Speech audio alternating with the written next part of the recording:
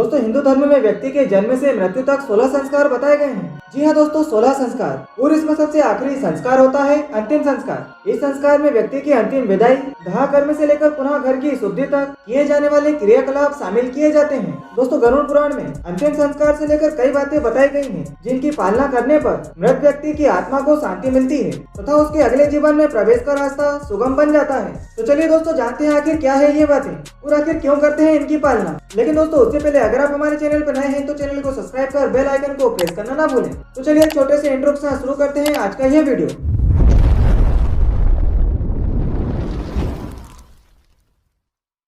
Number 1, सूर्यास्त के बाद क्यों नहीं करते दाह संस्कार। दोस्तों सूर्यास्त के बाद कभी भी दाह संस्कार नहीं किया जाता है। दोस्तों यदि मृत्यु सूर्यास्त के बाद हुई है तो उसे अगले ही दिन सुबह के समय ही जलाया जा सकता है। माना जाता है कि सूर्यास्त के बाद दाह संस्कार करने से मृत व्यक्ति की आत्मा को परलोक में कष्ट झेलना पड़ता है और अगले जन्म में उसके किसी अंग में अंग दोष हो सकता है। नंबर 2, आखिर क्यों करते हैं फूटे घड़े से परिक्रमा। दोस्तों दाह संस्कार के समय एक छेद वाले घड़े में जल भरकर चिता के शव की परिक्रमा की जाती है और अंत में पीछे की ओर पटक कर फोड़ दिया जाता है। दोस्तों इस क्रिया को मृत व्यक्ति की आत्मा का उसके शरीर से मोह भाग करने के लिए किया जाता है, परंतु इस क्रिया में एक रहस्य भी छुपा हुआ है और इसका अर्थ है कि जीवन एक छेद वाले घड़े की तरह है जिसमें आयु रूपी पानी हर पल टपकता रहता है और अंत में सब कुछ छोड़कर जीवात्मा चली जाती है और घड़ा रूपी जीवन भी समाप्त हो जाता है। नंबर 3, आखिर क्यों करते हैं पिंडदान। दाह संस्कार के समय मृत व्यक्ति के परिजनों का सिर मुंडवाया जाता है। यह मृत व्यक्ति के प्रति श्रद्धा व्यक्त करने का साधन तो होता ही है, इससे यह भी अर्थ लगाया जाता है कि अब उनके ऊपर जिम्मेदारियां भी आ गई हैं। दोस्तों दाह संस्कार के बाद 13 दिनों तक व्यक्ति का पिंडदान किया जाता है। इससे व्यक्ति की आत्मा को शांति प्राप्त होती है तथा उसका मृत शरीर और स्वयं के परिवार से मोह भंग हो जाता है। नंबर 4, क्यों देते हैं मृत्यु भोज। दोस्तों भारतीय वैदिक परंपरा के 16 संस्कारों में दाह संस्कार सबसे अंतिम संस्कार है। इसके अंतर्गत कृपाल क्रिया, पिंडदान के अलावा घर की साफ सफाई भी शामिल है। इन्हें 10 गात्र के नाम से जाना जाता है। इसमें एकादश गात्र को पीपल वृक्ष के नीचे पूजन पिंडदान आदि होता है।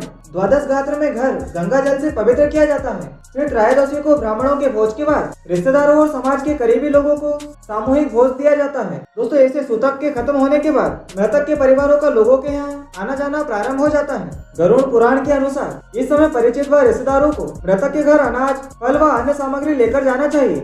इसे मृतक के परिवार के साथ रहकर साथ में सादा भोजन पकाने खाने से उसका दुख कुछ कम होता है। लेकिन दोस्तों आजकल तो लोग खाने का स्वाद लेने के लिए आते हैं और उसमें भी मिस्टेक निकाल देते हैं। बाय द वे आपके हिसाब से मृत्यु भोज करना चाहिए या नहीं करना चाहिए, इसे हमें कमेंट करके जरूर बताएं। नंबर 5, क्यों रखते हैं दक्षिण दिशा की ओर सिर।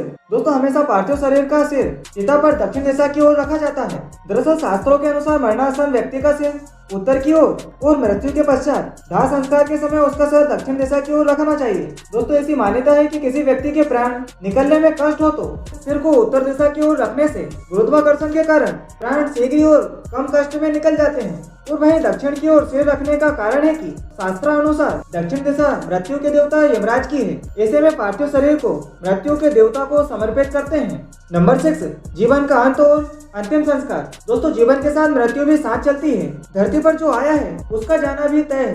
दोस्तों इस सत्य को मनुष्य सहन कर पाए, इसीलिए अवतार लेकर भगवान कृष्ण ने भी मनुष्य शरीर त्याग दिया था। जीवन मृत्यु के चक्र को मनुष्य समझ सके और आत्मा को सदगति प्राप्त हो। इसीलिए हिंदू धर्म में जीवन से मृत्यु तक 16 संस्कार बनाए गए हैं। इसमें 16वां संस्कार अंतिम संस्कार है, जिसमें शरीर को पंच तत्वों के हवाले कर दिया जाता है और आत्मा को परमात्मा से मिलने के लिए विदा किया जाता है। दोस्तों इस संस्कार में कुछ नियम भी बनाए गए हैं, जिसमें जो चला गया उसका दुनिया से मोह टूट जाए और जो जीवित है वह स्वस्थ और सुरक्षित जीवन जीते हुए सांसारिक कर्मों को निभा सके। इसीलिए ये नियम बनाए गए हैं। नंबर 7, अंतिम संस्कार में कपाल क्रिया। दोस्तों इसके लिए अंतिम संस्कार के नियमों में कुछ बातों का पालन किया जाता है। अंतिम संस्कार के दौरान जब शरीर को अग्नि के हवाले कर दिया जाता है तो शव दाह के मध्य में जिस सैया पर लेटाकर शव को शमशान में लेकर जाया जाता है उसी सैया का एक बांस निकालकर उसमें शव के सर पर चोट की जाती है, जिसे ही कपाल क्रिया कहा जाता है और कहते हैं इसमें सांसारिक मोह में फंसा हुआ जीव शरीर के बंधन से मुक्त हो जाता है। नंबर 8, और परंपरा के अनुसार यह क्रिया भी जरूरी है। दोस्तों अंतिम संस्कार के अंत में जब परिवार के लोग शमशान से लौटने लगते हैं तो सभी लोग 5 लकड़ी के टुकड़े 3 दाएं हाथ में और 2 बाएं हाथ में रखते हैं और शवदाह से उल्टी दिशा की ओर खड़े होकर सिर से ऊपर की ओर लकड़ियों को पीछे की ओर फेंकते हैं और वापस घर लौट जाते हैं। और दोस्तों इस क्रिया के बाद पीछे मुड़कर नहीं देखना होता है।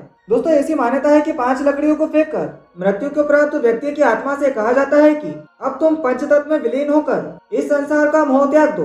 अपने आगे के सफर के लिए तुम आगे बढ़ो, हम सब ने तुम्हारा मोह त्याग दिया है। दोस्तों ऐसी मान्यता है कि शरीर छूट जाने पर भी जीवात्मा का अपने परिवारों से मोह समाप्त नहीं होता है और वह शमशान में आए अपने परिवारों को देखकर दुखी और हर्षित होता है। सांसारिक मोह से आत्मा की मुक्ति के लिए उसे यह एहसास दिलाया जाता है कि हम आपको भूल चुके हैं, आपके प्रति हमारा मोह समाप्त हो चुका है और आप भी अपने मोह को दूर कर दीजिए और अपने सफर में आगे की ओर बढ़िए। और दोस्तों साथ ही कहते हैं कि पीछे मुड़कर देखने से आत्मा का मोह बना रहता है, इसीलिए शमशान से जाते वक्त पीछे मुड़कर नहीं देखते हैं। नंबर 9, अंतिम संस्कार से लौटते वक्त छूते हैं इन 5 चीजों को। दोस्तों अंतिम संस्कार से लौटते वक्त लोगों को मार्ग बदलना होता है, यानी जिस रास्ते से शव लेकर जाते हैं उसी रास्ते से नहीं लौटा जाता। इसके अलावा जो लोग शमशान गए होते हैं उन्हें वस्त्र सहित स्नान करना होता है और घर में प्रवेश करने से पहले अग्नि, पत्थर, जल और लोहा का स्पर्श करना होता है और इसके बाद मिर्च का टुकड़ा दांतों से चबाना होता है। दोस्तों वहीं कहीं कहीं पर लोग पवित्र होने के लिए घी भी पीते हैं। मान्यता है कि इससे नकारात्मक शक्तियों का प्रभाव कम होता है। दोस्तों आशा करते हैं आपको ये वीडियो पसंद आई होगी। और दोस्तों ऐसी वीडियो हमारे चैनल पर एक और बन चुकी है जिसको आप सभी ने बहुत ही ज्यादा प्यार दिया। दोस्तों अगर आपने उस वीडियो को नहीं देखी है तो उसे भी जाकर जरूर देखें। वीडियो का लिंक आपको आई बटन और डिस्क्रिप्शन में मिल जाएगा और एंड स्क्रीन भी जरूर चेक कर लें। आज की वीडियो में बस इतना ही, मिलते हैं नए वीडियो में एक नए टॉपिक के साथ। तब तक के लिए जय हिंद।